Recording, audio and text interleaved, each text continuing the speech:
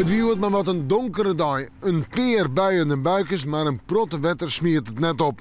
En dan op naar joen en vannacht. Nog altijd een bewolking. Ik wil eens even een opklaring, maar ik een aantal buien. En vierde is een temperatuur die nog altijd een tige heeg is. 5 of 6 graden. Gewoon wij zo die temperatuur in de nacht om het bij de 0 of min hele graad wezen matten. Nou ja, daar zitten we dus dik boppen. De wind komt uit het noordwesten waai en die zal matig ontkräftig wezen. De krachtige wind nog altijd in het kustgebied. Ja, en die noordwestenwind die zorgt er toch voor dat er wat meer wetter op de kust zit. Dus kunnen we wat minder wetter kwijt. Morgen, een dag maar een paar buien of buikjes, met name in de maandtijd en misschien eerst ik nog een paar uur in de middag. Daarna het droege waar, de zinnen er even bij en een temperatuur om het bij de 8 of de 9 graden heen. En het is nog altijd een tige heeg voor deze tijd van het jaar.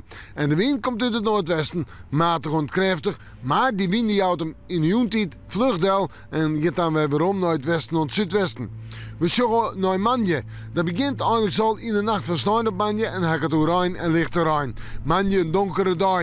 De temperaturen zouden bij de 8 of de 9 graden heen. En zoeken we naar Ties en Maasje, 2 droege dagen, de zinnen er redelijk bij in de nachten. Nou, dan gaat die temperatuur wat waarom, richting 12, 3 graden, misschien wel wat frost onder groen. En dan daar natuurlijk dik boven 0, zo'n zo'n of 8 graden. We moeten Manje maar weer even in het waasje.